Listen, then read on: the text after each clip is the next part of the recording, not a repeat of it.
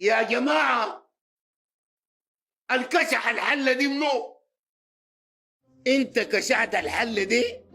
ديزاستر، كارثه. الافق فيه غمام، والكشح الحله بتاعت القطر قام ده حيرنا في الطعام. زول طعام شنو تحيرنا شنو؟ وردتين يا شباب، وردتين بس. كشحه ده بتاع الوردات ده الكشح الحله. ما كشحتها. دبل يا شباب. يا كشحت انت الحله دي، كشحتها انت بتقدم مالك. انا ما كشحت حله. يا اخي كده خليك من اللايف الطالع ده، يلا الكذب ما بينفع معي، انا بكرهك من زمان ذات يا اخي.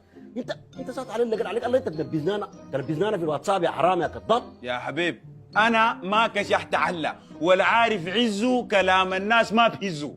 ده شنو حله واحده كشحتها انت ما تقول. لا ايه يبدو لي انه ده نوع من انواع الفوضى الخلاقه، انه تتكشح حله وهي مصدر الغذاء في البيت ده. يا زول انت يا اخي ده اقول لك ده كشح الحله هذا. والله يديك بنيه تبقى لك ترند لي جناك. انا ما كشحت حله. تديني بنيه انا؟ انت بتدي بنيه بتكشح العلل مالك طيب؟ عليه الطلاقنه والقبايل، الحله دي مش اديك دست حلل. يلا القبائل دي اصلا ما تتكلم، لانه لو جيت على موضوع القبائل ده انا والله اديك محاضره عن القبيله ذات. انت بتعرف لنا نحن شنو؟ انت بتعرف لنا نحن شنو؟ اتفق الحلة ما معروف. الحلة دي مدفوقة، اندفقت. انيانيا اندفقت. اللي بتاكل البيت ده كله اندفقت. خلاص كله في خاطركم، اكلوا.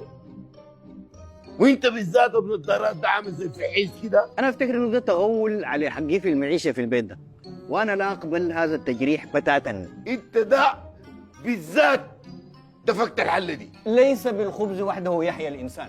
يا طول ده كشح الحل، العاجبه عاجبه ما عاجبه يشيل الاضاءه بتاعته دي يطلع برا. بس انت كشحتها ما عجبك امرك بينا من البيت ده. يا شباب يا شباب ادي عمرو في ده يا شباب يا جماعه العنف ليس وسيله للتعبير.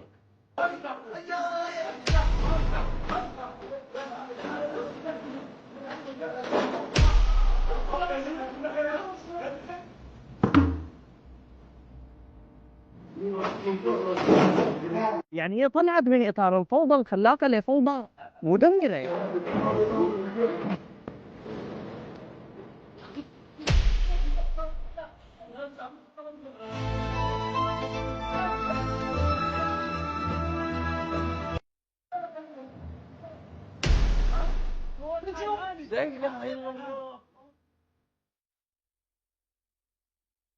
اخواننا بصراحه كده انا شايف تشعش. اي ده اللي وصلنا له، ده اللي وصلت له صح؟ دي النتيجه يا اخي. ما كله من ده ده نزيف داخلي تخيل. في شنو؟ في شنو؟ في شنو تجميع مالكم؟ في شنو؟ في شنو؟ مالكم جابكم شنو؟ حصل لكم شنو؟ كنتوا اخوان وحبايب في البيت ده قاعدين فيه مؤجرينه من زمن حبوبتي، الحله دي كلها بتشهد لكم. ما يوم واحد المويه ما اندفقت بيناتكم، نسمع خبطي وضربي وعنف، ليه؟ عين بس وصابتكم. وده شنو؟ ده شنو؟ جابت لها دم كمان؟